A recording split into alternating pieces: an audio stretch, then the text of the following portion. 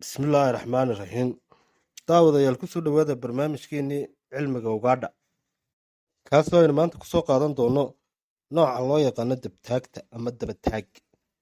Soomaali waxay noqonaysaa dabataag, afka Ingiriisina dibtaag baa la idhaa, oo magacaas baa loo diiwaangeliyey af Ingiriisi ahaan.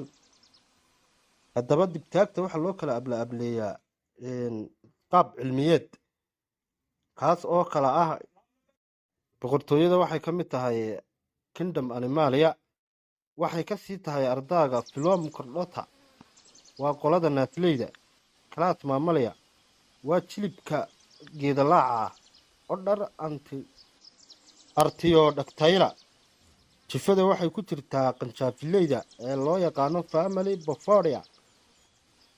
Sidoo kale waxay ka mid tahay bahda la yidhaahdo geesleyda, Subfamily Antilopes. Sidoo kale waxay ka sii tahay raaska cawsha ee loo yaqaano Genius Amorcus, gaar ahaan nooca loo yaqaano Calercia. Magaca sayniska scientific name waa Amordorcus. Thomas ninka la yidhaahdo ayaa 1891kii diiwaan geliyey.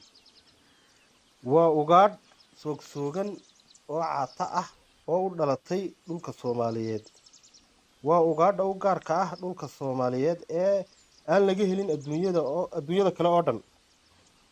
Dibtaagta waxay isku dhow yihiin cawsha oo ay iskaga eegyihiin lugaha dhaadheer iyo qoorta. Sidoo kale waxay aad iskugu sii eegyihiin garanuugta oo badanaa lagu qaldaa. Dhererka caadiga ah qiyaastii dibtaagtu waa 103 ilaa 117 sentimitir, jooggeedu waa 80 ilaa 90 sentimitir. Dibtaagta labka ah miisaankiisu wuxuu u dhexeeyaa 20 ilaa 35 kilogram, halka dibtaagta dhadigna miisaankeedu u dhexeeyo 22 ilaa 29 kilogram. Dhererka geesaha labka waa 10 ilaa 25 sentimitir. Geesaha waxaa keliya too yeesha labka, halka dhadigu aanu yeelanin geeso. Haddaba dibtaagtu waa ugaadh sheelan, feejigan oo qarsoodi ah, oo aan sahal lagu arag.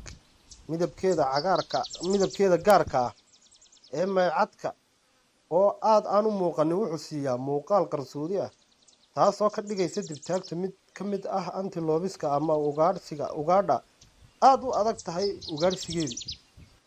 Waa xawayaan maalmeed, daaqa maalintii iyo habeenkii ma socoto badanaa. waxaana isku raacdaa inta badan koox iskuma raacdo, xabad bay waxa isku raacdaa labo lamaane ama kooxo yaryar oo 3-4 meelaha aan ka badnayn 5 adigu ugu badnaan 6 meelahaas. laakiin sida deerada cawsha bahashan kale la yidhaahdo garanuugta, waxyaabahaas isku raacraacaan oo kale iskuma raacday dabataagtu. labka dabataagta iyo dhadiga dabataagta labada jinsiba waxay ku qaangaadhaan 12 bilood ilaa 18 bilood. sidkeedu inta ay caloosha ku sido ilmaha dabtaagtu waa 7 bilood, halkii mar waxay dhashaa hal ilmo ah. badanaa waxay urgootaa ama rintaa November ilaa December. cimrigeedu wuxuu gaadhaa 10 ilaa 12 sano celcelis ahaan. dibtaagtu waxay ku jirtaa xawayaanka kala xadaysta dhulka ama deegaanka daaqsimeedka ay ku nool yihiin, kuwaasoo dheecaamo ku sii daaya dhirta ama geedaha marya, si kadib markay yimaadaan kuwa nooca iyaga la midka ah ay soonaha soo galaan. markay uriyaan ay ogaadaan inay meeshan qolo kale calaamadtay ay ka baxaan soonahaas. markaa dheecaamada ay ku sii daynayaan qanjir waxa la yidhaahdaa ayaa laga soo daaya la yidhaahdo periortibal, oo halkaa maaragtay xubinta taranka hoosteeda ku yaala, halkaasoo maaragtay ay dhirta mariyaan ama ciidda meelahaasoo kale intay mariyaan bay kadib kuwa kale kaga baxaan meeshii. dibtaagtu waxay daaqdaa caleenta iyo laamaha yaryar iyo geedaha yaryar. dibtaagtu waxay si fiican ula qabsataa deegaanka oomanaha ah, iyadoo awood u leh inay ku noolaato biyo la-aan aad u yar ama aan lahaynba deegaan biyaba. dibtaagta sida magaceeda ka muuqata waxay ahayd xawayaankii u gaarka ahaa dhulka Soomaalida ee dhulka kale laga heli jirin adduunyada inteeda kaleba. Nasiib darrase maanta dhulkeennii way ka dabargoday iyo deegaanadeennii geedka Afrikaba way kasii dabargo'aysaa. waxay ku noolaan jirtay inta ugu badan dhulkan ma garanaysaaye intan imika la yidhaahdo kilalka shanaad ilaa koonfurta webiyada Shabeelle ilaa halkan Hargeysa duleedkeeda oo berigii duurleyda ay ahaayeen dhulkii iska hodanka ahaa eriyada inta u dhaxaysa ayay ku noolaan jirtay bahashaas in badan oo iyadoo maaragtay tiro badan oo meesha joogto laga heli jiray xanaxaniyadoo wada socota. waxaana ka mid ah waxyaabaha dabargooyay dhowr arrimood oo ay ka mid yihiin degsiimooyinka dadka oo dadku deegaameeyo magaalooyin meel kasta tuulo laga dhigay deegaanadii ay daaqi jirtay sida aynu ku ognahay 1960kii maanta dhulkeenu sidii tuulooyinku ahaayeen iyo maanta sidii tuulooyinku yihiin kaafi kala dheeri baa u dhaxeeya marka aad weyn baa u dhaxeeya waa kaafi kala dheeri.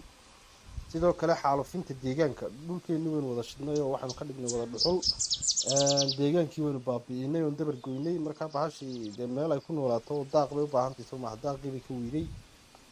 xoolo dhaqatadii ama reer miyigii dadka oo maaragtay xoolo tiro badan ku faafiyey.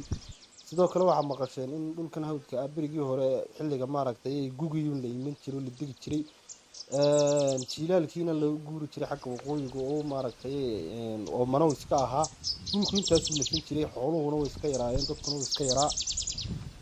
sidoo kale waxyaabaha maaragtay dabargooyay bahasha waxaa ka mid ah xasilooni darro siyaasadeed iyo iska horimaadyo hubaysan oo ka dhaca aagga ay ku nooshahay ay degan tahay ay toogi jirtay dibtaagto.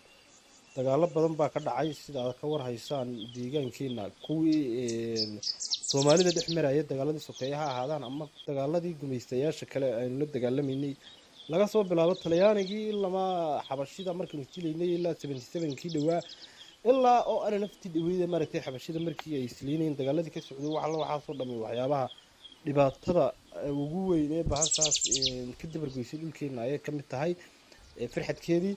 sidoo kale dadkan maaragtay jahnabiga ah ee beeraha xawayaanada ku xanaanaysta ayaa iyaguna urursada oo iibsada waxa ka iibiya qaar ka mid ah ganacsateeyinkeena waaweyn ee waddanka dibadda wax u dhoofiya ayaa ka iibiyo nimanka la macaamila intay reer miyiga u dirtaan ay ku yiraahdaan oo soo qabta dadka baadiyaha.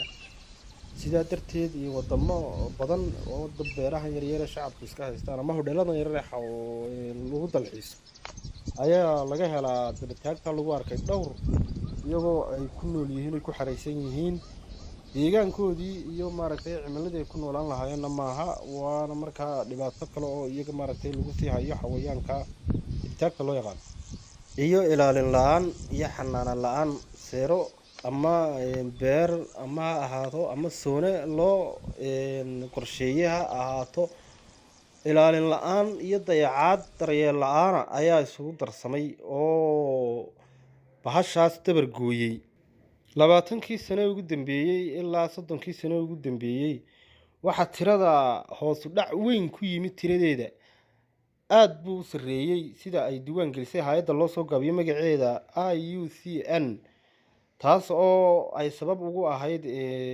dagaaladii ka socday koonfurta Ogaadeniya dhulka loo yaqaano kilalka shanaad ee hawd oo in badan dagaalo ka socdeen ayaa sababtaas ayaa ka mid ahaa. magacan dabtaag ee loo aqoonsaday Ugaadhan wuxuu ka soo jeedaa asal ahaan Soomaali.